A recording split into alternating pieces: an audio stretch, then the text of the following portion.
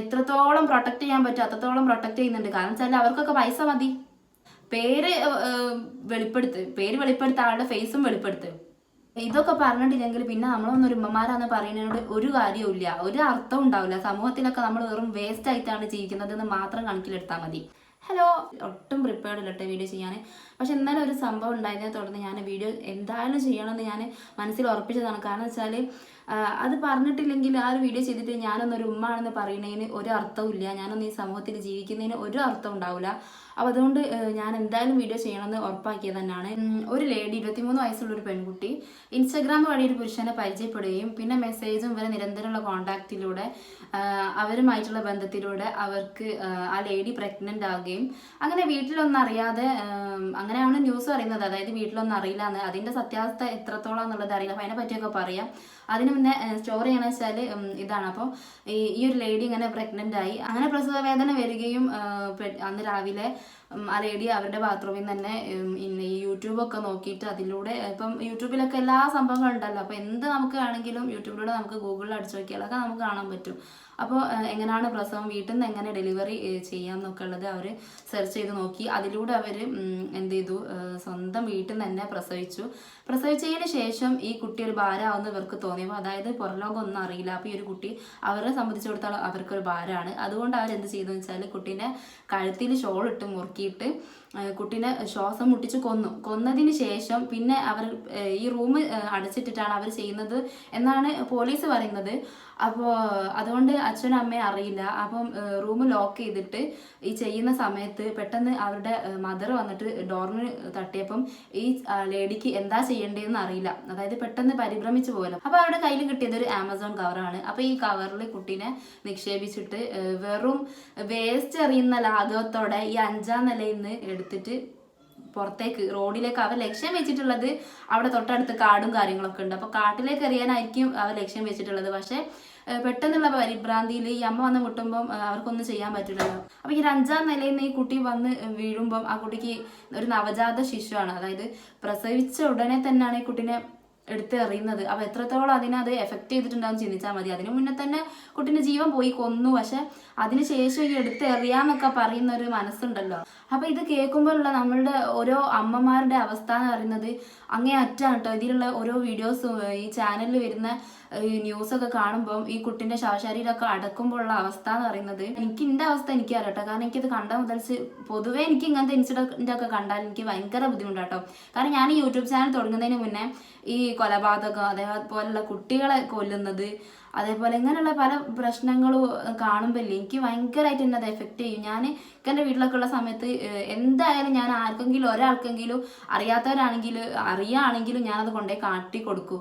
എന്ന് വെച്ചാൽ എനിക്കത് തീരെ മനസ്സിൽ ഉൾക്കൊള്ളാൻ പറ്റൂല. അപ്പോൾ ആരോടെങ്കിലും ഒന്ന് ഷെയർ ചെയ്യുമ്പോൾ ഒരിത്തിരി നമുക്കൊരു സമാധാനം ഉണ്ടാവില്ല. അതുകൊണ്ട് ഞാൻ പെട്ടെന്ന് തന്നെ എൻ്റെ അനിയൻ്റെ വൈഫിന് അല്ലെങ്കിൽ ഉമ്മക്ക് കൊണ്ട് കാണിച്ചു കൊടുക്കും. ഇതൊക്കെ അങ്ങനെ ഒരു സംഭവം ഉണ്ടായിട്ടുണ്ട്, ഇങ്ങനെ എടുത്തിട്ട് തന്നെ. എന്നിട്ട് നമ്മൾ അതിനെ പറ്റിയിട്ട് ഇങ്ങനെ പറയും. കാരണം വെച്ചാൽ നമുക്ക് ഉൾക്കൊള്ളാൻ പറ്റില്ല ഇങ്ങനെ സംഭവങ്ങളൊന്നും. മറ്റുള്ള കാര്യങ്ങളും അതിലൊരു അമ്മ കുട്ടീനെ കൊല്ലാന്ന് വെച്ചാൽ അത് എത്രത്തോളം അധപതിച്ചൊരു കാര്യമാണെന്നുള്ളത് നമ്മുടെ സമൂഹം ഇപ്പോഴും മനസ്സിലാക്കണില്ല. കാരണം വെച്ചാൽ സമൂഹത്തിന് തന്നെയാണ് ഇതിൽ കൂടുതൽ ഇൻവോൾവ്മെന്റ്. ഇങ്ങനെയുള്ള സംഭവങ്ങൾ നമ്മുടെ സമൂഹത്തിൽ നിത്യേന ഉണ്ടായിക്കൊണ്ടിരിക്കുകയാണ്. പക്ഷെ എന്തുകൊണ്ട് നമ്മളുടെ നിയമവ്യവസ്ഥ ഇതിനൊന്നും ഒരു നടപടി എടുക്കാത്തത് എന്തുകൊണ്ടാണ്? അത് ഞാൻ അറിയാണ്ട് ചോദിക്കുകയാണ്. ഇത് ചിലപ്പോൾ ഞാൻ ഈ വീഡിയോ ചെയ്യുമ്പോൾ എനിക്കറിയുന്ന ആൾക്കാർ ചിലപ്പോൾ എന്നെ കളിയാക്കും. അല്ലെങ്കിൽ കാരണം ഞാൻ ഇങ്ങനത്തെ ഒരു വീഡിയോസ് ഒന്നും ചെയ്യാറില്ല, ദേഷ്യം പിടിച്ചിട്ടുള്ള വീഡിയോസ് ഒന്നും ഞാൻ ചെയ്യില്ല. പക്ഷെ ആരെന്ത് പറഞ്ഞാലും ഒരമ്മ എന്നുള്ള നിലയ്ക്ക് എനിക്ക് ഇതിനെ പറ്റി പറഞ്ഞിട്ടില്ലെങ്കിൽ സമാധാനം ഉണ്ടാവില്ല. എന്തിനാണ് ഈ സ്ത്രീകളെ പ്രൊട്ടക്ട് ചെയ്യുന്നത്? സംഭവം ശരിയാണ്, പോസ്റ്റ്മോർട്ടം ഡിപ്രഷന്, അതുപോലെ സ്ത്രീകൾക്ക് പല ബുദ്ധിമുട്ടുകളും പീഡനങ്ങളും ഒക്കെ നേരിടുന്നുണ്ട്. പക്ഷെ ഇതൊന്നല്ലാണ്ടും എത്രയോ സ്ത്രീകൾ സ്വന്തം കുട്ടികളെ അപായപ്പെടുത്തുകയൊക്കെ ചെയ്യുന്നുണ്ട്. പക്ഷെ എന്നിട്ടും അതിന്റെ പേരിൽ അവർക്ക് പോസ്റ്റ്മോർട്ടം ഡിപ്രഷനാണ്, അവർ അതിജീവിത. ഇപ്പൊ ഈ ഒരു കേസ് വന്നപ്പോൾ തന്നെ ഈ ഒരു ലേഡിനെ എന്താ പറയുക പറയുന്നത്, അതിജീവിതമാണ്. എന്നത് ശരിക്കും പറഞ്ഞാൽ ഈ സ്ത്രീകൾക്കും പുരുഷന്മാർക്കും എന്താണ് വേറെ വേറെ നിയമവ്യവസ്ഥ ആണുള്ളത്. കാരണം പുരുഷന്മാർ ചെയ്താൽ അത് തെറ്റാണ്, അവരെ അടിച്ചമർത്തുക, അവർ പരമാവധി ശിക്ഷ വാങ്ങിക്കൊടുക്കുക. പക്ഷെ സ്ത്രീകൾക്കാണെന്നുണ്ടെങ്കിൽ അവർക്കൊരു നിയമം വേറെ ഉണ്ട്. അതായത് എന്താണ്, അവര് സ്ത്രീകളാണെന്നുള്ളൊരു മുൻഗണന. പക്ഷെ ഈ ഒരു മുൻഗണനാണ് അധികം സ്ത്രീകളും മുതലെടുക്കുന്നത്. സത്യമാണിത്. കാരണം എനിക്ക് ഇങ്ങനത്തെ പല വാർത്തകളും കാണുമ്പോൾ എനിക്ക് പേഴ്സണലി തോന്നാറുണ്ട് ഈ സ്ത്രീകൾ ശരിക്കും ഇങ്ങനെയുള്ള ഓരോ നിയമവ്യവസ്ഥകളൊക്കെ സ്ത്രീകൾ മുതലെടുക്കാൻ ചെയ്യുന്നത്. കാരണം അവർക്കറിയാം എത്ര തന്നെ ആയാലും നമുക്ക് നമ്മളുടേതായൊരു നീതി കിട്ടും, പീഡനം എന്ന് പറഞ്ഞാൽ അതിലൊരു നീതി ഉണ്ട് എന്നുള്ളത് ഈ സ്ത്രീകൾക്കറിയാം. അപ്പം എന്ത് പീഡനം എന്ന് പറഞ്ഞാൽ അങ്ങോട്ട് തള്ളാണ്. അങ്ങനെ പീഡനാണെങ്കിൽ ഈ ഒരു ലേഡി എന്തുകൊണ്ട് പറയുന്നില്ല പുരുഷന്റെ പേരോ അല്ലെങ്കിൽ ഈ പുരുഷൻ ഇങ്ങനെ തെറ്റ് ചെയ്തതെന്ന് എന്തുകൊണ്ട് പറയുന്നില്ല? ഈ ഒരു ലേഡിക്കൊന്നും ഒരിക്കലും അതിജീവിത എന്നുള്ള ലേബിൾ കൊടുക്കാൻ പാടില്ല. കാരണം എന്താന്ന് വെച്ചാൽ എന്താന്നുള്ളത് കറക്റ്റ് തന്നെ അവർക്ക് പോലീസുകാർക്ക് അറിയില്ല. ഒന്നെങ്കിൽ ഈ പോലീസുകാർക്കും ഈ അഡ്വക്കേറ്റും ഒക്കെ വല്ലാണ്ട് വാനോളം പുകഴ്ത്തുണ്ട് ഈ ഒരു ലേഡിനെ. അത് അതിജീവിതാണ്, എന്താണ് സംഭവിച്ചതെന്ന് അറിയില്ല, പീഡനത്തിന് ഇരയായെന്ന് പറയുന്നുണ്ട്, ചിലപ്പം പോസ്റ്റ്മോർട്ടം ഡിപ്രഷൻ ആവാം, അങ്ങനെ ആവാം, ചക്ക ആവാം, മാങ്ങ ആവാം എന്നൊക്കെ പറഞ്ഞിട്ട് എത്രത്തോളം പ്രൊട്ടക്ട് ചെയ്യാൻ പറ്റും അത്രത്തോളം പ്രൊട്ടക്ട് ചെയ്യുന്നുണ്ട്. കാരണം വെച്ചാൽ അവർക്കൊക്കെ പൈസ മതി, പൈസ ഇട്ട് കൊടുക്കാൻ പറ്റുന്ന കുടുംബമാണ്. പിന്നെ ഇതിന്റെ പുറകെ കുറേ ദുരൂഹതകളുണ്ട്. പറയുന്നുണ്ട് അച്ഛനും അമ്മയും അറിയില്ല. ഈ ഒരു ലേഡി 9 മാസം തൻ്റെ വീട്ടിൽ നിന്നിട്ട് ഒരച്ഛനും അമ്മയും ഈ 9 മാസമുള്ള കുട്ടീൻ്റെ വയറൊന്നും കണ്ടാൽ ഒരാൾക്കും മനസ്സിലാവില്ല. സ്വന്തം അച്ഛനും അമ്മയും മനസ്സിലാവില്ല ഈ ഒരു കുട്ടി പ്രഗ്നന്റ് ആണെന്ന്. അവരിൽ എന്തൊക്കെ സിംറ്റംസ് ഉണ്ടാവും, ഓരോ മാറ്റങ്ങളൊക്കെ ഉണ്ടാവും ശരീരത്തിൽ. പക്ഷെ ഇതൊന്നും അവർ അറിയില്ല എന്ന് പറയുന്നത് എത്രത്തോളം വിശ്വസിക്കാൻ പറ്റുമെന്നുള്ളത് എനിക്ക് മനസ്സിലാവുന്നില്ല. ഒരിക്കലും വിശ്വസിക്കാൻ പറ്റില്ല അത്. കാരണം അച്ഛൻ്റെത് പോട്ടെ, അച്ഛനെ ചിലപ്പോൾ മനസ്സിലാവേണ്ടാവില്ല. പക്ഷെ ഒരമ്മ ശരിക്കും നമ്മളൊക്കെ ഉമ്മമാർക്ക് നമ്മൾ പ്രഗ്നൻ്റ് ആയ ആ ഒരു സമയത്ത് തന്നെ നമ്മളുടെ ഒരു ഫേസിലുള്ള മാറ്റം, നമ്മുടെ ശരീരത്തിലുള്ള മാറ്റം, നമ്മുടെ സ്വഭാവത്തിലുള്ള മാറ്റങ്ങളൊക്കെ കാണുമ്പോൾ അവർക്ക് പെട്ടെന്ന് ക്യാച്ച് ചെയ്യാൻ പറ്റും ഈ അമ്മമാർക്ക്. പക്ഷെ ഈ ഒരു അമ്മക്കും അറിയില്ല എന്ന് പറയുന്നു. പക്ഷെ അത് അറിയില്ല എന്ന് പറഞ്ഞ അവിടെ തന്നെ പോലീസുകാർ അവർക്ക് അറിയില്ല, അത് സത്യമാണ്, അത് പറഞ്ഞ് അവിടെ ക്ലോസ് ചെയ്തു. ആ ഒരാളുടെ പേര് മറച്ചു വെക്കുന്ന കാലത്തോളം ഈ ഒരു ലേഡിയും ഇതിൽ ഇൻവോൾവ് ആണ്. അതായത് അവരുടെ സമ്മതപ്രകാരം തന്നെയാണ് ഇതൊക്കെ സംഭവിച്ചിട്ടുള്ളത് എന്നുള്ളതാണ് സത്യം. അല്ലെങ്കിൽ പിന്നെ എന്തിനു പേര് പറയാണ്ടിരിക്കണം? അങ്ങനെ കുറേ നമുക്ക് വിശ്വസിക്കാൻ പറ്റാത്ത കാര്യങ്ങൾ, ലോജിക്കില്ലാത്ത കാര്യങ്ങളൊക്കെ ഈ ഒരു വിഷയത്തിലുണ്ട്.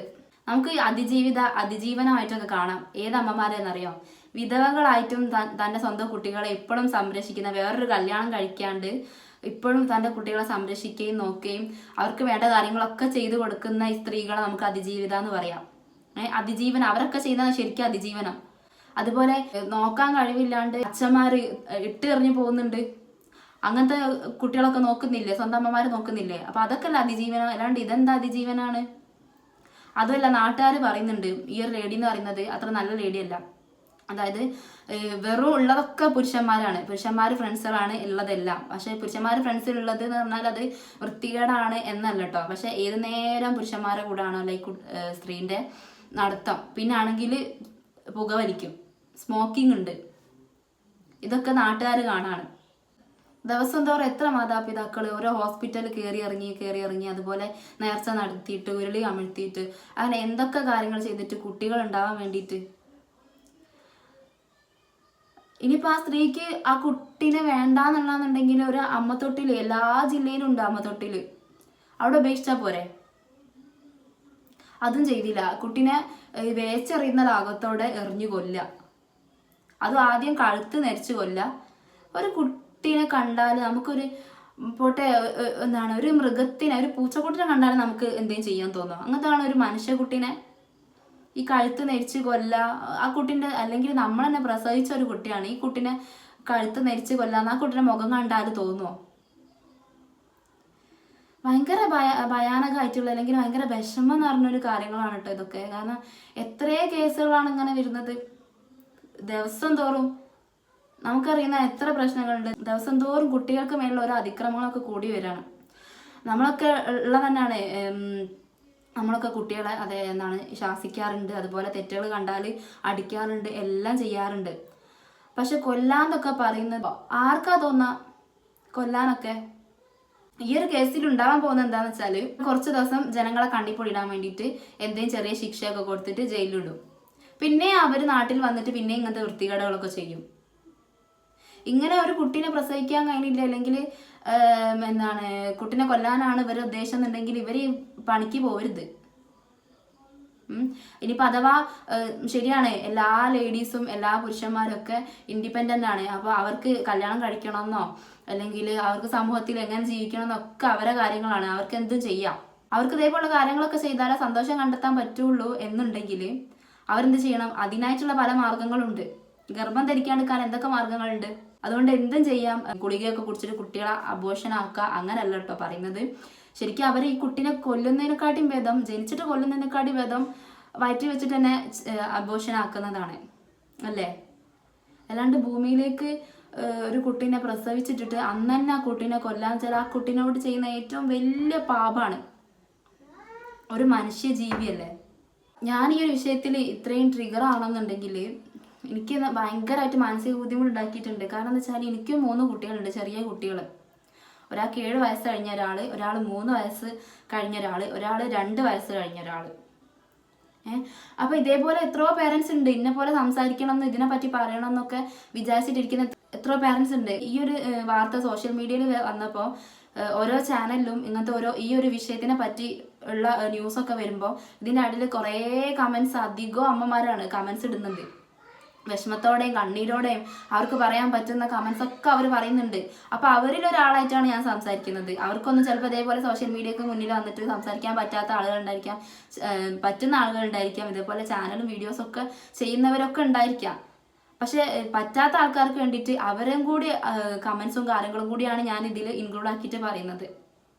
അതിൻ്റെ പേരിൽ ചിലപ്പോൾ ചിലർക്കൊക്കെ നെഗറ്റീവ്, ഇന്നെ അറിയുന്നവർക്കും ചിലർക്ക് അല്ലാണ്ട് നെഗറ്റീവൊക്കെ പറയുന്നത്, ഇവൾക്ക് ഇതൊക്കെ പറയാനുള്ള കാര്യം എന്താണെന്നൊക്കെ ചിന്തിക്കുന്നുണ്ടായിരിക്കാം. പ്രശ്നമില്ല. കാരണം എന്താ വെച്ചാൽ ഞാനിത് പറഞ്ഞിട്ടില്ലെങ്കിൽ ഞാനൊന്നും ഒരു ഉമ്മയെ ആവൂല.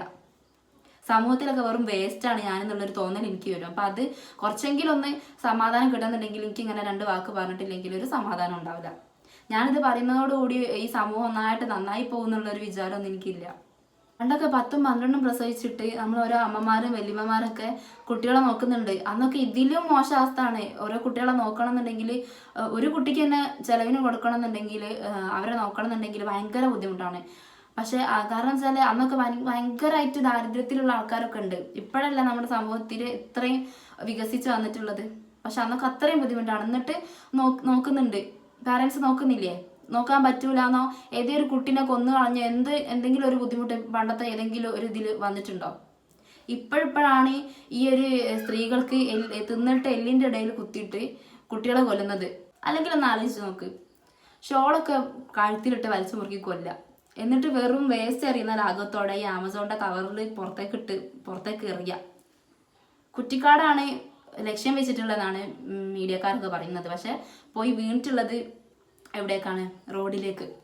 അതിങ്ങനെ CCTVയിൽ കറക്റ്റ് കാണിക്കുന്നത് പോയി വീകുന്നത്. 5ാം നിലയിൽ നിന്നാണ് കുട്ടീനെ എറിയുന്നത്. ഒരു വലിയ ആളെന്നെ ഈ 5ാം നിലയിൽ നിന്ന് വീണിട്ടുണ്ടെങ്കിലുള്ള അവസ്ഥ നാലിച്ചൊക്കെ. അങ്ങനത്തെ ഈ നവജാത ശിശു വീഴുമ്പോഴുള്ള അവസ്ഥ പറയണോ? അത് വീണ് ആ ഒരു സമയത്ത് അതിലൂടെ ഒരാൾ പാസ് ചെയ്ത് പോകുന്നു. റോഡല്ലേ, അപ്പം അതിലൂടെ ഒരാൾ പാസ് ചെയ്ത് പോകുമ്പോഴാണ് ഈ ഒരു കാഴ്ച കണ്ടിട്ടുള്ളത്. അപ്പം എന്താ സംഭവം? വേസ്റ്റാണ് എന്താണ് നോക്കാൻ വേണ്ടിയിട്ട് അവർ നോക്കിയപ്പോൾ ഇങ്ങനെ ഒരു കാഴ്ചയാണ്. അവരപ്പം തന്നെ പോലീസുകാരോടൊക്കെ വിവരം അറിയിച്ചു. പോലീസുകാർ വന്നിട്ട് ഈ ഒരു കവർ നോക്കിയപ്പോൾ അവർക്ക് അതിലുള്ള അഡ്രസ്സ് ഒന്നും വ്യക്തമല്ല എന്നാണ് പറയുന്നത്. അവർക്ക് കണ്ടുപിടിക്കാൻ പറ്റിയില്ല. പക്ഷെ അതിൽ QR കോഡ് ഉണ്ടാവല്ലോ, അത് വെച്ചിട്ട് അവർ കണ്ടുപിടിച്ചു. പെട്ടെന്ന് തന്നെ അവർ കണ്ടുപിടിച്ചു. അവിടെ 3 ആൾക്കാരുള്ളത്, 2 ലേഡീസും ഒരു പുരുഷനാണുള്ളത്. അപ്പോൾ അവരോട് ചോദിച്ചപ്പോൾ അവർ പറഞ്ഞു ഞങ്ങൾക്കറിയില്ല, അങ്ങനെ ഒരു സംഭവം ഉള്ളത് ഞങ്ങൾക്കറിയില്ല എന്ന് പറഞ്ഞു. അങ്ങനെ അവർ ഈ ഒരു സ്ത്രീൻ്റെ റൂമിലുള്ള ബാത്റൂം ചെക്ക് ചെയ്തപ്പം അവിടെ ബ്ലഡ് സ്റ്റെയിൻ കണ്ടു. അപ്പോൾ എന്തായാലും ഇവിടെ ഒരു പ്രസവം നടന്നിട്ടുണ്ടെന്നുള്ളത് ഈ പോലീസുകാർ മനസ്സിലാക്കി. അതോടുകൂടി ഈ സ്ത്രീനെ അവർ ചോദ്യം ചെയ്തു. അപ്പോൾ ഈ സ്ത്രീ സമ്മതിച്ചു ഞാനാണ് കൊന്നതെന്ന്. ത്തിലിപ്പം കുറച്ചായിട്ട് കുറേ അനവധി കാര്യങ്ങൾ ഇങ്ങനെ കുട്ടിയൊക്കെ എതിരായിട്ടുള്ള പല സംഭവങ്ങളും നടക്കുന്നുണ്ട്. അതിൽ കുറച്ച് എനിക്കറിയാവുന്ന കുറച്ച് കാര്യങ്ങൾ ഞാൻ പറയാം. 2020 സ്വന്തം കുട്ടിനെ ഒരമ്മ തൻ്റെ വിവാഹേതര ബന്ധത്തിന് വേണ്ടിയിട്ട്, അതായത് വിവാഹം കഴിച്ചതിന് ശേഷം വേറൊരാളായിട്ടുള്ള ബന്ധം നിലനിർത്താൻ വേണ്ടിയിട്ട് ഈ ഒരു കുട്ടി ഭാരമാവുമെന്ന് കരുതിയിട്ട് ഈ ലേഡി എന്ത് ചെയ്തെന്ന് വെച്ചാൽ 1.5 വയസ്സുള്ള കുട്ടീനെ തല അടിച്ചിട്ട് കടലിലേക്ക് എറിയാണ്. ഇതേപോലെ തന്നെയുള്ള സംഭവമാണതോ. കടലിലേക്ക് എറിഞ്ഞിട്ട് കൊന്നു. അപ്പം ഈ ഒരു ലേഡീൻ്റെ ഭർത്താവായിട്ട് ഈ ലേഡി കുറേ കാലമായിട്ട് ബന്ധമില്ല, നല്ലോണമല്ല കേട്ടോ, ഫുൾ പ്രശ്നത്തിലൊക്കെ ആയിരുന്നു. അപ്പം പെട്ടെന്നൊരു ദിവസം അവർ രണ്ടാളും ഒരുമിച്ച് നന്നായി. അതായത് ഈ ഒരു സ്ത്രീ ആദ്യമേ പ്ലാൻഡാണ്, ഇങ്ങനെയൊക്കെ ചെയ്യണം എന്നുള്ളത് പ്ലാൻഡാണ്. അപ്പം അതിന് വേണ്ടിയിട്ട് അവരായിട്ട് നന്നായി. അങ്ങനെ അവർ വീട്ടിൽ വന്നു. അങ്ങനെ രാത്രി കിടന്നുറങ്ങിയതിന് ശേഷം ഇവർ ചെയ്തതാണ് ഈ ഒരു അതിക്രമം. കുട്ടീനെ കൊണ്ടുപോയിട്ട് കടലിൽ എറിഞ്ഞു കൊന്നു. അമ്മയെന്ന് പറഞ്ഞ് കരയുന്നുണ്ടാവും. ഈ കുട്ടീനെ ഈ കയ്യിൽ എടുത്തിട്ട് ഈ ലേഡിക്ക് ഇങ്ങനെ ചെയ്യുമ്പോൾ, ഇത്രയും കാലം നോക്കി വളർത്തിയ കുട്ടീനെ ഇങ്ങനെ ചെയ്യുമ്പോൾ അമ്മയെന്ന് പറഞ്ഞാൽ ആ കുട്ടിക്ക് ഒരു വിശ്വാസം ഉണ്ട് അമ്മയിൽ, എന്റെ അമ്മ ഒന്നും ചെയ്യൂല. അപ്പൊ തിരമാല പിന്നെയും കുട്ടീനെ കൊണ്ടുവന്നു. അപ്പം പിന്നെ എന്ത് ചെയ്തെച്ചാൽ കുട്ടീനെ എടുത്തിട്ട് വീണ്ടും, അപ്പം നമുക്ക് ചിലപ്പോൾ ചില ആളുകൾക്കാണെന്നുണ്ടെങ്കിൽ ആ ഒരു സമയത്ത് ചില വിഷമങ്ങളൊക്കെ ഉണ്ടെന്നുണ്ടെങ്കിൽ ശരിക്കും നമ്മൾ എന്ത് ചെയ്യും, വേണ്ടാന്ന് വിചാരിച്ചിട്ട് തിരിച്ചു വരുന്ന ആളുകൾ ഉണ്ടായിരിക്കാം. പക്ഷെ അപ്പോഴും ഇവരെ മനസാക്ഷി ഒട്ടും കുലുങ്ങിയില്ല. അവരെന്ത് ചെയ്തു, കടലിനെ അടിച്ച് തല അടിച്ചിട്ട് കടലേക്ക് എറിഞ്ഞ്. എന്നിട്ട് പിറ്റേന്ന് ഈ ഒരു സംഭവം ഉണ്ടായപ്പം ഈ ഒരു ഭർത്താവിനെ എല്ലാവരും സംശയിച്ചു. കാരണം ഇതുവരെ അവർ തെറ്റിപ്പിരിഞ്ഞ് കഴിഞ്ഞിട്ട് പെട്ടെന്ന് സുപ്രഭാതത്തിൽ അവർ നന്നായി എന്ന് പറയുമ്പം ആരായാലും ഈ ഒരു പുരുഷനെ സംശയിക്കുള്ളൂ. അപ്പോൾ ആ ഒരു സ്ത്രീന്റെ മനസ്സ് നോക്കണം, ചിന്താഗതി പോയത് നോക്കണം. അപ്പോൾ പോലീസുകാർ എന്ത് ചെയ്തു വെച്ചാൽ ആളെ കൊണ്ടുപോയി, ഈ പുരുഷനെ കൊണ്ടുപോയി. അവർ പറഞ്ഞിട്ടൊന്നും വിശ്വസിച്ചില്ല, ഞാൻ ഇങ്ങനെ ചെയ്തിട്ടില്ല എന്ന് പറയുന്നൊന്നും ആരും എന്തായാലും പോലീസ് ഉദ്യോഗസ്ഥന്മാരൊന്നും വിശ്വസിക്കില്ലല്ലോ. അപ്പോൾ കൊണ്ടുപോയി. പിന്നെ ഇതിനെ പറ്റിയിട്ട് അവർ കൂടുതൽ അന്വേഷിച്ച സമയത്ത് ഈ ഒരു ലേഡീൻ്റെ ഡ്രസ്സിൽ നിന്ന് മണൽത്തരികളെ അവശിഷ്ടങ്ങൾ കണ്ടിട്ടാണ് ഈ ഒരു ലേഡിയിലേക്ക് അവർ പോലീസുകാർ ഫോക്കസ് ചെയ്യുന്നത്. അങ്ങനെ പോലീസുകാർ അവരോട് ചോദ്യം ചെയ്തു. അപ്പോൾ അവർ പറഞ്ഞു ഞാനാണ് ചെയ്തതെന്ന് സമ്മതിച്ചു. എന്തൊരു അന്തസ്സുള്ള കാര്യമാണ് അല്ലേ, എന്തോ അച്ചീവ് ചെയ്ത മാതിരിയാണ് ലേഡീസൊക്കെ സമ്മതിക്കുന്നത്. പിന്നെ 2021 ഇതേമാതിരി വേറൊരു പ്രശ്നം ഉണ്ടായെന്ന് വെച്ചാൽ ഒരു കുട്ടീനെ കൊന്നതൊരു ലേഡി ഭർത്താവിൽ നിന്ന് അകന്ന് താമസിക്കുകയാണ്. അപ്പോൾ അവരുടെ അഭിമാന പ്രശ്നത്തെ ആലോചിച്ചിട്ട് അവർ കുട്ടീനെ കൊന്നു. ഇതിലൊക്കെ എന്ത് ലോജിക്കാണുള്ളത്? അതൊക്കെ വെറും കാരണം മാത്രമാണ്. കുട്ടീനെ കൊല്ലാൻ അവർക്ക് വേറെ പല കാര്യങ്ങളുണ്ടാവും, ചിലപ്പോൾ വേറെ പുരുഷനായിട്ട് എന്തെങ്കിലും ബന്ധം ഉണ്ടാവും, അല്ലെങ്കിൽ പിന്നെ അവർക്ക് നോക്കാൻ പറ്റായിട്ടായിരിക്കും, അല്ലെങ്കിൽ പിന്നെ ആ ഒരു ബന്ധം പാടെ വേണ്ട, വേറൊരു ബന്ധത്തിലേക്ക് കടക്കാം എന്നുള്ളത് കൊണ്ടായിരിക്കും ചിലപ്പം കൊന്നത്. അല്ലാണ്ട് ആ ഒരു കാര്യത്തിൽ ഒരു ലോജിക്കും ഇല്ല. അതൊന്നും ഒരു കാരണമല്ല ഒരു കുട്ടീനെ കൊല്ലാൻ. അങ്ങനെ രണ്ടാമത്തെ കാര്യം. പിന്നെ 2021 ഉണ്ടായ ഒരു കാര്യം വെച്ചാൽ 27 ദിവസം മാത്രം പ്രായമുള്ള തൻ്റെ സ്വന്തം കുഞ്ഞിനെ തുടർച്ചയായി കരയുന്നു എന്നുള്ള കാരണത്തിൽ ഭിത്തിയിൽ അടിച്ചു കൊന്നു. ശരിക്കും പറഞ്ഞാൽ ആ ലേഡിക്ക് ഒന്നെങ്കിൽ പോസ്റ്റ്മോർട്ടം ഡിപ്രഷൻ ആവാം, അല്ലെങ്കിൽ ഒരു കുട്ടി അത് അവരുടെ പോസ്റ്റ്മോർട്ടം ഡിപ്രഷൻ കൊണ്ട് തന്നെ ആയിരിക്കാം, മാനസികാവസ്ഥക്ക് തീരെ പറ്റിയിട്ടുണ്ടല്ലോ. കാരണം എല്ലാവരുടെയും മനസ്ഥിതി ഒരുപോലെ ആയിരിക്കണം എന്നില്ല. ചിലപ്പോൾ എനിക്ക് കൂടുതലായിട്ടും ആ ഒരു സാഹചര്യം എനിക്ക് കൺട്രോൾ ചെയ്യാൻ പറ്റുന്ന പോലെ ചിലപ്പോൾ ആ ഒരു ലേഡിക്ക് കൺട്രോൾ ചെയ്യാൻ പറ്റിയെന്ന് വരില്ല. ആ ഒരു സമയത്ത് ശരിക്കും പറഞ്ഞാൽ നമ്മൾ കുടുംബക്കാരും കൂടി അതിനും ഇൻവോൾവ് ആണെന്നുള്ളതാണ്. കാരണം ഒരു ലേഡി പ്രസവിച്ച് കിടക്കുന്ന സമയത്ത് നമ്മൾ ചില പാരൻസിനൊരു ചിന്താഗതി ഉണ്ട്, അവർ പ്രസവിച്ചതല്ലേ അവർ നോക്കട്ടെ, അവരുടെ കുട്ടികളല്ലേ അവർ നോക്കട്ടെ എന്നുള്ളൊരു ചിന്താഗതി ചില പേരൻസിനുണ്ട്. ശരിക്കും പറഞ്ഞാൽ നമ്മൾ അവരെ കൂടെ നിൽക്കുക ചെയ്യേണ്ടത്.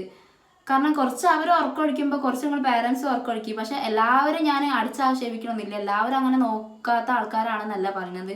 എന്നാലും അങ്ങനെയുള്ള ആളുകളും ഉണ്ട്. ചിലപ്പോൾ ഞാനിത് പറയുമ്പോൾ എന്നെ തിന്നാൻ വരുന്ന ആൾക്കാരൊക്കെ ഉണ്ടാവും. അതായത് ഇവളെന്തൊക്കെ പറയുന്നത്, കുട്ടികളെ നോക്കൂല എന്നൊക്കെ, ആരായി നോക്കാത്തത് അങ്ങനെ പറയണ. പക്ഷെ ഉണ്ട്, നമ്മുടെ സമൂഹത്തിൽ അങ്ങനെയുള്ള ആളുകളും ഉണ്ട്. അപ്പം എന്ന് വെച്ചാൽ അവർ കിടന്നുറങ്ങുമ്പോൾ ചിലപ്പോൾ കുറച്ച് സമയത്ത് അവർ കിടന്നുറങ്ങട്ടെ. ഇനിയിപ്പോൾ പകൽ എത്ര ഉറങ്ങിയാലും, അത് ഏതിപ്പം പ്രസവിച്ച സ്ത്രീകളെന്നല്ല അല്ലാത്ത ആൾക്കാരായാലും പകൽ എത്ര ഉറങ്ങിയാലും രാത്രി എന്തായാലും ഉറങ്ങിയിട്ടില്ലെങ്കിൽ ആ ഒരു മനുഷ്യർക്ക് എണീറ്റ് നടക്കാൻ പറ്റൂല. രാത്രിയും കുറച്ച് സമയം ഉറങ്ങാൻ കാണും. ചിലർ പറയും പ്രഗ്നന്റ് ലേഡീസ് പ്രസവിച്ച സമയത്ത് പകല് ഫുള്ള് ഉറങ്ങുന്നില്ലേ, അപ്പോൾ പകല് ഫുള്ള് ഈ പേരൻസ് അധ്വാനിക്കുന്നില്ല, അപ്പം പിന്നെ രാത്രി അവർ ഉറങ്ങട്ടെ, അതായത് രാത്രി പേരൻസ് ഉറങ്ങട്ടെ, അപ്പോൾ പകല് രാത്രി ഈ കുട്ടികളെ ഈ പ്രസവിച്ച അമ്മമാർ നോക്കട്ടെ. ശരിയാക്കി അവർക്ക് ഉറങ്ങണം, അവർക്കും വേണം റെസ്റ്റും കാര്യങ്ങളൊക്കെ. പക്ഷെ ആ ഒരു സമയത്ത് നമ്മൾ എടുക്കൊന്ന് പോയി നോക്കാം, അവരൊന്ന് സമാധാനിപ്പിക്കുക. കുട്ടിക്ക് അറിയുന്നുണ്ടെങ്കിൽ കുട്ടീനെ കുറച്ച് നേരം ഒന്ന് എടുത്ത് കൊണ്ടെടുക്കുക, അല്ലെങ്കിൽ എന്തെങ്കിലും ഒരു ആശ്വാസമാക്കെങ്കിൽ അവർ പറയാം. ഇങ്ങനത്തെ കാര്യങ്ങളൊന്നുമില്ല, അവർക്കൊരു പ്രൊട്ടക്ഷൻ ഒന്നും കൊടുക്കുകയും അവരൊന്ന് ചേർത്ത് നിർത്താത്തൊക്കെ കാരണം കൊണ്ടാണ് ഇവർക്ക് ഈ ഒരു നിരന്തരമായിട്ടുള്ള മാനസികാവസ്ഥയും പോസ്റ്റ്മോർട്ടം ഡിപ്രഷനും അല്ലെങ്കിൽ ഇങ്ങനത്തെ ഓരോ ബുദ്ധിമുട്ടുകളൊക്കെ വരുന്നത്. ഇനിയിപ്പോൾ ഹസ്ബൻഡ്സിൻ്റെ വീട്ടിൽ താമസിക്കുന്ന പെൺകുട്ടികൾക്കും ഇങ്ങനെ പോസ്റ്റ്മോർട്ടം ഡിപ്രഷനൊക്കെ വരും. അതെന്തുകൊണ്ടാണ്? ഇതേപോലെ തന്നെ അവിടുന്ന് പല പ്രശ്നങ്ങളും പല സംഭവങ്ങളും നേരിടുന്നുണ്ട് അവർ. അപ്പോൾ ഈ ഒരു അടുത്തൊരു ലേഡി സ്വന്തം കുട്ടിനെ കൊന്നതുപോലെ അത് അവരെ ഹസ്ബൻഡിൻ്റെ വീട്ടിൽ നിന്നാണ് കൊന്നത്. അതെന്തുകൊണ്ടാണ്? ഇതേപോലെ പല പ്രശ്നങ്ങളാണ് ഹസ്ബൻഡിൻ്റെ വീട്ടിൽ. അമ്മായിമ്മ ഫുള്ള് പ്രശ്നം, അതിനോടനുബന്ധിച്ച് പിന്നെ ഭർത്താവ് പ്രശ്നം, അവരെ എങ്ങനെയൊക്കെ ടോർച്ചർ ചെയ്യാൻ പറ്റും അങ്ങനെയൊക്കെ ടോർച്ചർ ചെയ്യുന്നത്. അപ്പോൾ അവർക്ക് പോസ്റ്റ്മോർട്ടം ഡിപ്രഷൻ വന്നിട്ടില്ലെങ്കിലാണ് അത്ഭുതം. ഒരു മനുഷ്യനല്ലേ, മനുഷ്യന് സഹിക്കാൻ പറ്റുന്നതിനൊക്കെ ഒരു പരിധി ഉണ്ട്. പിന്നെ തന്നാൽ അവരുടെ ഈ അവസ്ഥ മാറി തുടങ്ങും.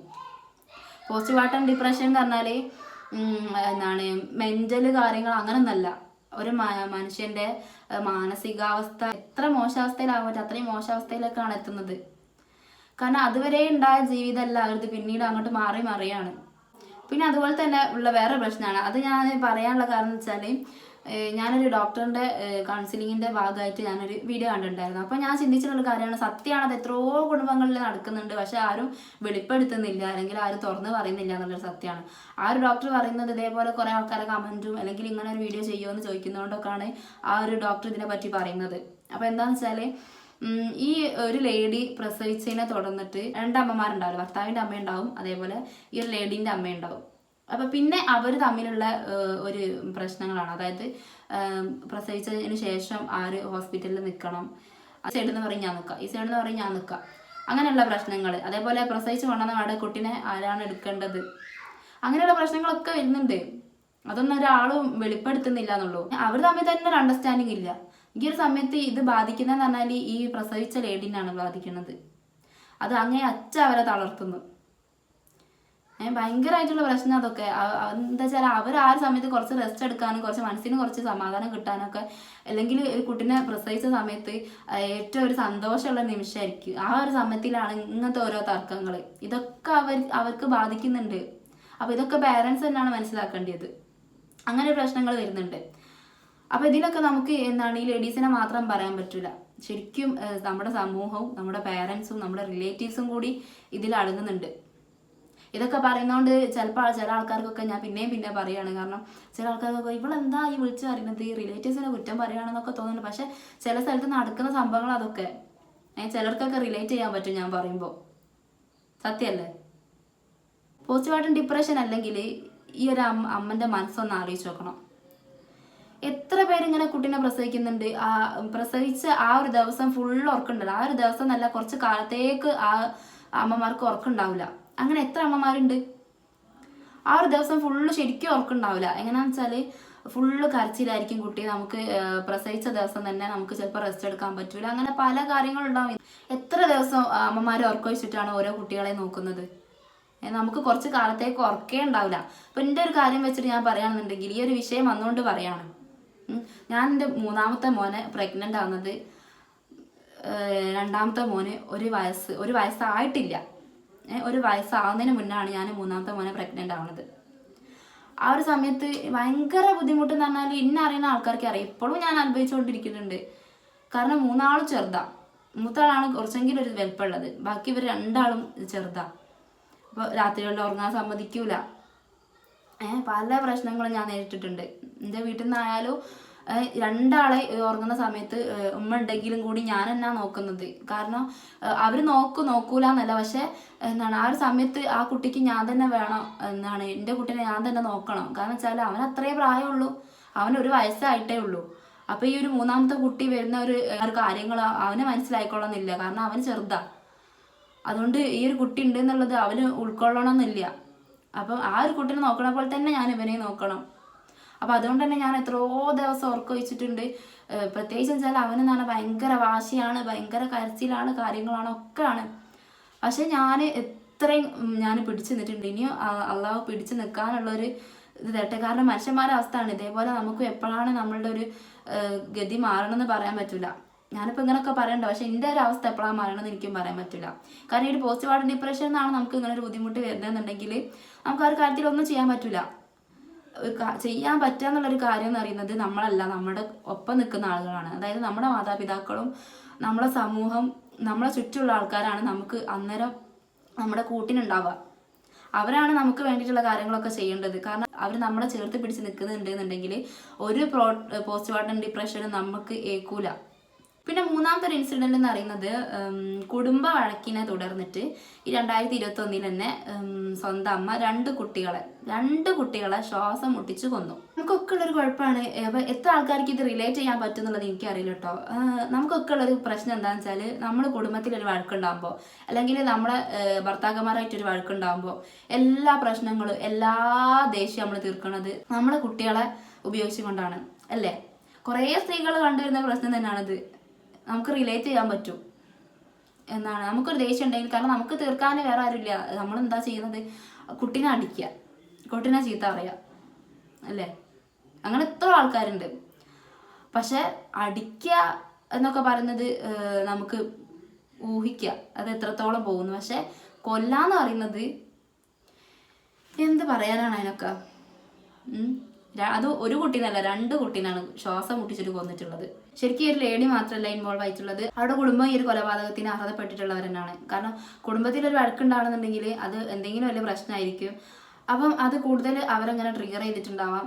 അപ്പോൾ അവരുടെ കുടുംബം ഇതിന് ഉത്തരവാദികൾ തന്നെയാണ്. പിന്നെ 2021 തന്നെ ഉണ്ടായ വേറൊരു ഇൻസിഡന്റ് എന്ന് വെച്ചാൽ 1 മാസം പ്രായമുള്ള എൻ്റെ കുട്ടിയെ ഭർത്താവിനോടുള്ള വഴക്കിനെ തുടർന്ന് ഒരു സ്ത്രീ കിണറ്റിലേക്ക് എറിഞ്ഞു വന്നു. അപ്പം അത് ഭർത്താവും ഭാര്യയും തമ്മിലുള്ള പ്രശ്നത്തിനാണ് കിണറ്റിലെറിഞ്ഞു വന്നത്. അപ്പോൾ ഈ ഒരു സമയത്ത് അവരുടെ ഇടയിലുള്ള പ്രശ്നങ്ങൾ എന്താണെന്നുള്ളതൊന്നും നമുക്കറിയില്ല, കറക്റ്റുള്ള ഡീറ്റെയിൽസ് ഒന്നും അറിയില്ല. കിണറ്റിലേക്ക് ഇങ്ങോട്ട് എറിയാണ്, ഇതേപോലെ തന്നെ വല്ല ചപ്പു ചവറൊക്കെ എറിയണ പോലെ പ്രശ്നമാണ്. കാരണം ആ ഒരു സമയത്ത് ചിലപ്പോൾ ഭയങ്കര ട്രിഗറായിട്ട് നിൽക്കുകയായിരിക്കും അവർ. ശരിക്കും നമുക്ക് നമ്മളെ കയ്യിൽ നിന്ന് നമ്മളെ മനസ്സ് പതറിപ്പോകുന്നൊരു സമയമുണ്ട്. ആ ഒരു സമയത്ത് നമുക്ക് നമ്മളെ പിടിച്ചാലേ കിട്ടൂല. അതായത് ചില ആത്മഹത്യാ പ്രേരണകൾ ഉണ്ടാവില്ലേ, അതായത് ചിലർ ആത്മഹത്യ ചെയ്യാൻ പോകുന്ന സമയത്ത് ആ ഒരു സമയത്ത് അവരുടെ ഉള്ളിൽ ഫുള്ള് ബ്ലാങ്ക് ആണ്, അവർക്ക് ലക്ഷ്യം ഇത് മാത്രമേ ഉണ്ടാവുള്ളൂ. പിന്നീടാണ് അവർ അതിൽ നിന്ന് പുറത്തേക്ക് വരുമ്പം ഞാൻ ചെയ്യേണ്ടില്ലേന് അല്ലെങ്കിൽ വേണ്ടില്ലാത്ത കാര്യമാണ് ഞാൻ ചെയ്തതെന്നൊക്കെ തോന്നാം. അതേപോലെ തന്നെയാണ് ആ ഒരു സമയത്ത് അവർക്ക് ആ ഒരു പ്രശ്നം കൊണ്ട് എന്താണ് ഭയങ്കരമായിട്ട് മനസ്സിൽ തോന്നാണ്, പെട്ടെന്ന് അവരെ മനസ്സിൽ എന്താണ് തോന്നുന്നത് അവരിങ്ങോട്ട് ചെയ്തു പോവാണ്. അപ്പോൾ ആ ഒരു സമയത്ത് നമ്മൾ എന്ത് ചെയ്യുക, പരമാവധി കൂളായിട്ട് ഭാര്യ ആയാലും ഭർത്താവായാലും അവർ തമ്മിൽ പിന്നെ ഒരു അണ്ടർസ്റ്റാൻഡിങ് വേണം. ഇപ്പം പല കാര്യങ്ങളും ഉണ്ടാവും ഇതിൻ്റെ പിന്നിൽ, അവരുടെ കാര്യങ്ങൾ എന്താണെന്നുള്ളത് ഈ കൊന്ന ആൾക്കറിയാം. അപ്പം ശരിക്കും നമ്മുടെ സമൂഹത്തിൽ നടന്നു വരുന്ന സംഭവങ്ങളാണ്, ചെറിയ സാധാ കുടുംബങ്ങളിലൊക്കെ നടന്നു വരുന്ന സംഭവങ്ങൾ അതൊക്കെ. അപ്പം അതങ്ങനെ ഒരു കാര്യം. പിന്നെ എന്താണെന്ന് വെച്ചാൽ മൂത്ത കുട്ടിക്ക് 14 മാസം മാത്രം പ്രായമുള്ളപ്പം രണ്ടാമത്തെ കുട്ടീനെ പ്രഗ്നൻ്റ് ആവുക. ആ സമയത്ത് നാണക്കേട് ആലോചിച്ചിട്ട് ആ കുട്ടീനെ പ്രസവിച്ചതിന് ശേഷം കുട്ടീനെ എന്താക്കി, ഫോണിൻ്റെ കേബിൾ എടുത്തിട്ട് കഴുത്തിൽ ഇട്ടിട്ട് ഞെരിച്ചു കൊന്നു. ചില ആളുകളൊക്കെ ചിന്തിക്കുന്നുണ്ട്, കാരണം അവരുടെ കുടുംബത്തിൽ ചിലപ്പോൾ ഇത് പറയാൻ അവർക്ക് പറ്റൂല. അതായത് ഫുള്ള് അപമാനിക്കുന്ന ആൾക്കാരായിരിക്കും എന്തെങ്കിലുമൊക്കെ പറഞ്ഞിട്ട്. കാരണം ഈ ചില ആൾക്കാർക്കുണ്ട് തമാശ പറയുമ്പോൾ അവരുടെ വിചാരം തമാശ അങ്ങോട്ട് പറയും, ഞാൻ തമാശയല്ലേ പറയുന്നത്. പക്ഷെ അത് ഈ പറയുന്ന ആളുകൾ എത്രത്തോളം എല്ലാവരും ഒരുപോലെ ഉൾക്കൊള്ളണം എന്നൊന്നുമില്ല. അവർക്കത് തമാശയായിരിക്കും, പക്ഷെ ഇവർക്കത് എത്രത്തോളം എഫക്റ്റ് ചെയ്യുന്നുള്ളത് പിന്നീട് അവരുടെ ഭാവി കാര്യങ്ങളാണ് തീരുമാനിക്കുന്നത്. ഈ ഒരു കാര്യം പോലെ തന്നെ. കാരണം എന്താ വെച്ചാൽ 14 മാസം മാത്രം പ്രായമുള്ളപ്പം, 14 മാസം എന്ന് പറഞ്ഞാൽ ഒരു വയസ്സും 2 മാസം എന്തായാലും പ്രായം ഉണ്ടാവും. അപ്പോൾ ഈ ഒരു സമയത്ത് പിന്നെയും പ്രഗ്നൻ്റ് ആയാൽ നമ്മുടെ സമൂഹം എന്ത് പറയും, എൻ്റെ ഹസ്ബൻഡിൻ്റെ ആൾക്കാരെന്ത് പറയും, അല്ലെങ്കിൽ എൻ്റെ വീട്ടുകാരെന്ത് പറയും, നാണക്കേടല്ലേ കുറവല്ലേ എന്നൊക്കെ വിചാരിച്ചിട്ട് ഈ കുട്ടീനെ. പക്ഷെ അങ്ങനെയുള്ള സമയത്താണെന്നുണ്ടെങ്കിൽ അവർക്ക് പ്രഗ്നൻ്റ് ആയ സമയത്ത് തന്നെ ചെയ്യുന്നു, വയറ്റിലുള്ള സമയത്ത് അതും ചെയ്യാൻ പറ്റില്ല, കുറ്റകൃത്യം തന്നെയാണ്. പക്ഷെ ഒരു കുട്ടി ഭൂമിയിലേക്ക്, ഞാൻ നേരത്തെ പറഞ്ഞ പോലെ ഭൂമിയിലേക്ക് വരുന്നതിന് മുന്നേ വയറ്റിൽ നിന്ന് കൊല്ലാണെങ്കിൽ അതല്ലേ നല്ലത്. അല്ലെങ്കിൽ പിന്നെ എന്ത് ചെയ്യണം വെച്ചാൽ ഇപ്പം എന്തൊക്കെ കാര്യങ്ങളുണ്ട്, മെഡിസിൻ ഉണ്ട്, അല്ലെങ്കിൽ ഇഞ്ചക്ഷൻ ഉണ്ട്, പല കാര്യങ്ങളുണ്ട്. ഇങ്ങനൊരു സംഭവം നടക്കാതിരിക്കാൻ വേണ്ടിയിട്ട് പല കാര്യങ്ങൾക്കും അവർക്ക് തേടാവുന്നതാണ്. പക്ഷെ ഇതൊന്നും ചെയ്തില്ല, കുട്ടി ജനിച്ചതിന് ശേഷം കുട്ടീനെ കൊല്ല. ഇപ്പം 2022 ഒരു 1.5 വയസ്സുള്ള കുട്ടീനെ ബക്കറ്റിൽ മുക്കി കൊന്നു, വെള്ളത്തിൽ മുക്കി കൊന്നു. അതും ചെയ്തിട്ടുള്ളത് അമ്മ തന്നെയാണ്. അപ്പോൾ അതിൻ്റെ ഡീറ്റെയിൽസും കാര്യങ്ങളൊന്നും എനിക്കറിയില്ല, ഈ ഒരു കാര്യം മാത്രമേ എനിക്കറിയുള്ളൂ കേട്ടോ. അതുപോലെ 2023 നടന്നിട്ടുള്ളത് അമ്മയും അവരുടെ ആൺ സുഹൃത്തും കൂടിയിട്ട് ഒരു കുട്ടീനെ കാൽമുട്ടിൽ അടിച്ചു കൊന്നു. അപ്പോൾ അവർ നിരന്തരം ഈ കുട്ടീനെ കൊല്ലാൻ വേണ്ടി നോക്കലുണ്ട്, അമ്മൻ്റെ അറിവോട് കൂടി തന്നെ കുട്ടീനെ കൊല്ലാൻ നോക്കുക. അത് അവരുടെ സ്വാർത്ഥതയ്ക്ക് വേണ്ടിയിട്ട്, അവർക്ക് തമ്മിലുള്ള എന്തെങ്കിലും കാര്യങ്ങൾക്ക് വേണ്ടിയിട്ടായിരിക്കാം, അവർക്ക് ജീവിക്കാൻ വേണ്ടിയിട്ടോ അല്ലെങ്കിൽ അങ്ങനെ എന്തെങ്കിലും കാര്യങ്ങളുകൊണ്ടായിരിക്കാം കുട്ടീനെ ആ പുരുഷനെ കാൽമുട്ടോട് അടിച്ചു കൊന്നു. അതുപോലെ 2024 1 വയസ്സുള്ള കുട്ടീനെ ജോലിക്ക് പോകുന്നത് തടസ്സം എന്ന് പറഞ്ഞിട്ട് ഒരമ്മ കൊന്നു. ജോലിക്ക് പോകുന്ന തടസ്സം. അപ്പോൾ ഇങ്ങനെയാണെന്നുണ്ടെങ്കിൽ ഈ സ്ത്രീക്ക് വല്ല ഫാമിലിയിൽ തന്നെ എത്ര ആൾക്കാരുണ്ടാവും, അവരെ ഏൽപ്പിച്ചാൽ പോലെ. ചിലപ്പോൾ ഇനി ഫാമിലി ഇല്ലാത്ത ആൾക്കാരായിരിക്കും, എന്നാലും വല്ല ഡേ കെയറിലോ എന്തൊക്കെ സ്ഥലത്ത് ഏൽപ്പിക്കാം, അങ്ങനെ ഇവിടെ ഏൽപ്പിച്ചാൽ പോരെ. ഇത് ഈ ഒരു ചെറിയ നിസ്സാര ഒരു കാര്യത്തിന് ജോലിക്ക് പോകാൻ തടസ്സം എന്ന് പറഞ്ഞിട്ട് കൊല്ല. ഇതൊക്കെ ഒരു വെറും കാരണം മാത്രമാണ്. ഇതിൻ്റെ പിന്നിൽ കുട്ടീനെ വേണ്ടാന്നുള്ളത് തന്നെ ആയിരിക്കും മെയിനായിട്ടുള്ള കാരണം. അതിന് വേണ്ടിയിട്ടാണ് കുട്ടീനെ കൊല്ലുന്നത്. അല്ലാണ്ട് എന്താ ജോലിക്ക് പോകാൻ തടസ്സം എന്ന് പറഞ്ഞിട്ട് കുട്ടീനെ കൊല്ല അറിഞ്ഞൂടാ. എന്തായാലും നമ്മളെ കുട്ടികൾ വലുതാവൂലേ, എപ്പോഴും ഈ ഒരു സ്ഥിതി തന്നെ ഇരിക്കുമോ. അപ്പം ആ ഒരു സമയത്ത് നമുക്ക് പഠിക്കാൻ പോകാം, ജോലിക്ക് പോകണമെങ്കിൽ ജോലിക്ക് പോവാം. പക്ഷെ അതിനൊക്കെ ഇതാണോ മാർഗം, കുട്ടികളെ കൊല്ലല്? ഇത് വല്ല പൂച്ചക്കുട്ടി പട്ടിക്കുട്ടിയൊക്കെ കൊന്നിടാൻ എന്താണ് ഇവരോടൊക്കെ പറയേണ്ടത്? ഇനി എപ്പോഴാണ് നമ്മളെ സമൂഹം നന്നാവുക? നമ്മുടെ നിയമവ്യവസ്ഥ എപ്പോഴാണ് നന്നാവുക? നിയമം നന്നായാൽ തന്നെ ഈ ഒരു ലോകം നന്നാവുള്ളൂ. കാരണം വെച്ചാൽ ഗൾഫിലൊക്കെ ഉള്ള ഓരോ നിയമ നടപടികൾ നമ്മളെ ഈ സമൂഹത്തിൽ, നമ്മളെ ഈ കേരളത്തിൽ കൊണ്ടുവരണം. എന്തെങ്കിലുമൊക്കെ കുറ്റകൃത്യങ്ങളൊക്കെ ചെയ്താൽ തല അറക്കുന്നൊക്കെ ഒരു നിയമവ്യവസ്ഥക്കില്ല ഗൾഫിൽ. അതുപോലെ തന്നെ നമ്മൾ ഈ നാട്ടിലും കൊണ്ടുവരണം. ഇത് ഇന്നെ പോലെ തന്നെ എല്ലാവരും ഇങ്ങനെ ഓരോ പ്രശ്നങ്ങൾ വരുമ്പോൾ ഇങ്ങനെ പറയല്ലാണ്ട് ഇങ്ങനെ ഒരു സംഭവം നമ്മളെ സമൂഹത്തിൽ വരുമെന്ന് എനിക്ക് തോന്നുന്നില്ല. ഇത് ഞാനും ഇപ്പം ഇങ്ങനെ പറയലുണ്ട്. ഇത് പറഞ്ഞിട്ടില്ലെങ്കിൽ എനിക്ക് സമാധാനം ഉണ്ടാവില്ല. 2 ദിവസമായിട്ട് ഇങ്ങനെ ഇതിൻ്റെ ന്യൂസ് കാണുകയാണ്. ഇപ്പം ഇന്ന് ഞാൻ കണ്ടെന്ന് വെച്ചാൽ ആ കുട്ടീനെ ശവം അടുക്കി. അതും ഒരു കാര്യം ചിന്തിക്കണം. ഇത്രയും ഒരു പ്രശ്നം ഉണ്ടായിട്ട് ആ ഒരു ലേഡീനെ ഹോസ്പിറ്റലാക്കിയ സമയത്ത് ഇവരെ ബന്ധുക്കൾ ഉണ്ടാവില്ല, അച്ഛനും അമ്മയും ഉണ്ടാവല്ലോ. ഇതൊക്കെ ഒരു അച്ഛനും അമ്മയാണോ? ഈ പോലീസ് ഉദ്യോഗസ്ഥന്മാർ ഇവരോട് പറഞ്ഞ് ഇങ്ങനെ കുട്ടീനെ പോസ്റ്റ്മോർട്ടം ചെയ്തു, അതേപോലെ കുട്ടീനെ അടക്കാൻ വേണ്ടിയിട്ടുള്ള കാര്യങ്ങളൊക്കെ ചെയ്യാൻ വേണ്ടിയിട്ട് ഇവരോട് പോയി അനുവാദം ചോദിക്കുന്ന സമയത്ത് ഇവർ കൈയൊഴിയാ ചെയ്തത്. അവരതിന് വേണ്ടിയിട്ട് ഒരു കാര്യത്തിൽ ഇൻക്ലൂഡ് ആയിട്ടില്ല എന്നുള്ളതാണ് സത്യം. അങ്ങനെയുള്ള ഒരു സംഭവത്തിൽ അവരെങ്ങനെ കൈയൊഴിയുക? ഒന്നുമില്ലെങ്കിൽ അവരുടെ മകളുടെ കുട്ടിയല്ലേ, എത്ര തെറ്റായ രീതിക്ക് ഉണ്ടായ കുട്ടിയാണെങ്കിലും മകളുടെ കുട്ടിയല്ലേ. അപ്പൊ അവര് അടക്കം ചെയ്യുന്ന സമയത്തെങ്കിലും അവരുടെ പ്രസൻസ് ആ ഒരു കുട്ടീൻ്റെ അടുത്ത് വേണ്ടേ? ആ കുട്ടി ഭൂമിയിലേക്ക് വരുമ്പോഴും ആ കുട്ടിക്ക് ഒരാളും തുണയായിട്ടില്ല, കുട്ടി തിരിച്ചു പോകുമ്പോഴും ആ കുട്ടിക്ക് തുണയായിട്ട് ആരില്ല എന്നുള്ളതാണ്. ഇതാ രക്ഷിതാക്കളും നന്മയില്ലാത്തവർ. അപ്പൊ രക്ഷിതാക്കളിലൂടെ തന്നെയാണ് ഈ ഒരു ലേഡിയും ഇങ്ങനെ ആയിട്ടുള്ളത്. ഏതൊരു വ്യക്തിയും അവരുടെ സ്വഭാവ ഗുണങ്ങളോ, അവർക്ക് എന്തെങ്കിലും ഒരു പ്രശ്നം ഉണ്ടെങ്കിൽ, അല്ലെങ്കിൽ നന്മയുള്ള സ്വഭാവമാണെങ്കിലും എത്ര ദുഷിച്ച സ്വഭാവമാണെങ്കിലും അവരതിലേക്ക് നയിച്ചിട്ടുള്ളത് അവരുടെ പേരൻസ് തന്നെയാണ്. അവരുടെ പേരൻസിലൂടെ തന്നെയാണ് അവരങ്ങനെ ആവണത്. പക്ഷെ ചില പേരൻസ് ഒന്നും അത് മനസ്സിലാക്കണില്ല എന്നുള്ളതാണ്. ആ ഒരു സമയത്തെങ്കിലും അവർക്ക് ആ കുട്ടീൻ്റെ കൂടെ നിന്നൂടെ? ഇനി ഒരിക്കലും ആ കുട്ടീനെ കാണാൻ പറ്റൂല. ആ ഒരു സമയത്ത് ഒരു ബന്ധമില്ലാത്ത പോലീസ് ഉദ്യോഗസ്ഥന്മാര്, അതുപോലെ മാധ്യമപ്രവർത്തകര്, അതേപോലെ കുറെ ആർക്കും ഉണ്ട്, കറക്റ്റ് എനിക്കറിയില്ല കേട്ടോ, ആർക്കും ഉണ്ട്, കുറെ ആൾക്കാരൊക്കെ ചേർന്നിട്ടാണ് ഈ കുട്ടീനെ അടക്കം ചെയ്യുന്നത് ചെറിയൊരു ശവപ്പെട്ടിയിൽ. അതായത് ക്രിസ്ത്യൻസ് ആയിരിക്കണം എന്നാണ് തോന്നുന്നത്. കാരണം ശവപ്പെട്ടിയിലൊക്കെ ആണെന്നുണ്ടെങ്കിൽ ആ ഒരു ലേഡീൻ്റെ മതം ഏതാണോ അങ്ങനെ തന്നെയല്ല ചെയ്യാനുള്ളൊരു സാഹചര്യം ഉണ്ടാകുന്നത്. എന്നിട്ട് അതിൻ്റെ കൂടെ കുറച്ച് പൂച്ചെണ്ടുകളൊക്കെ അർപ്പിച്ചിട്ട്, അതുപോലെ ഒരു കളിപ്പാട്ടം, ഒരു കിൽക്കാമ്പെട്ടിയും കൂടി കൂടെ വെച്ചിട്ടാണ്, ശവപ്പെട്ടിൻ്റെ കൂടെ വെച്ചിട്ടാണ് അവരത് മണ്ണിലേക്ക് ഇറക്കി വെക്കുന്നത്. അത് ചിന്തിച്ചു നോക്കുക. അത് കണ്ടാൽ നമ്മളൊക്കെ നെഞ്ച് പൊട്ടിപ്പോകും. അത്രയും ചെറിയ കുട്ടിയാണ്, അത്രയും ചെറിയ കുട്ടി, പ്രസവിച്ച ഒരു ദിവസമായിട്ടുള്ളൂ. എന്താ പറയുക, എത്രയോ അമ്മമാർ ഇതിൻ്റെ താഴെ വന്നിട്ട് കമൻസ് ഇടാണ്, നെഞ്ച് പൊട്ടിപ്പോവാണ്, എന്താണ് കരച്ചിൽ വരുന്നു, കണ്ണീര് നിർത്താൻ പറ്റുന്നില്ല. അതുപോലെ കുട്ടികളില്ലാത്ത അമ്മമാർ, അവർക്കൊന്നും പറയാനൊരു കമൻറ്റും ഇല്ല. എന്താ പറയേണ്ടത്? കാരണം എത്ര കുട്ടികളില്ലാണ്ട് എത്ര ആൾക്കാർ വിഷമിക്കുന്നുണ്ട്. അങ്ങനെ ഏതേ ആൾക്കാർക്ക് കൊടുക്കുക, അല്ലെങ്കിൽ എവിടെ അമ്മത്തൊട്ടിൽ കൊണ്ടുപോയിട്ട് ഉപേക്ഷിക്കുക. അങ്ങനെ ഉപേക്ഷിക്കുന്ന എത്ര ആൾക്കുണ്ട്? ഒരു കണക്കിന് നോക്കുകയാണെങ്കിൽ അവരെന്നാണ് ഭേദം. ഇതിലൊക്കെ ഭേദം അവരെന്നാണ്. ഒന്നില്ലെങ്കിൽ അവർ കൊല്ലാൻ ശ്രമിക്കണില്ലല്ലോ, അമ്മത്തൊട്ടിൽ കൊണ്ടിട്ട് ഉപേക്ഷിക്കുകയല്ലേ ചെയ്യുന്നുള്ളൂ. എന്നാലെങ്കിലും നല്ല കുട്ടികളെ നല്ല രീതിക്ക് ജീവിക്കട്ടെ എന്നാണ് അവർ ചിന്തിക്കുന്നത്.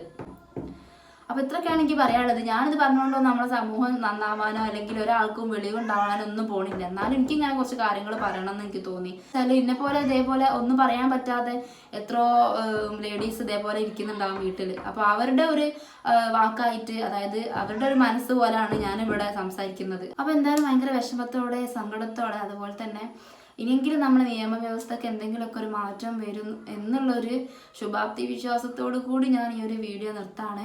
അപ്പോൾ നമുക്ക് വേറൊരു വീഡിയോ ആയിട്ട് കാണാം. ഇതുപോലെ തന്നെ കുട്ടികളെ പറ്റിയുള്ള പല വീഡിയോസും ചെയ്യണമെന്ന് എനിക്ക് ആഗ്രഹമുണ്ട്. അപ്പോൾ അത് നെക്സ്റ്റ് വീഡിയോസ് ആയിട്ട് ഞാൻ ചെയ്യുന്നതാണ്. അപ്പോൾ എന്തായാലും അതുവരെ take care and bye bye. അസ്സലാമു അലൈക്കും.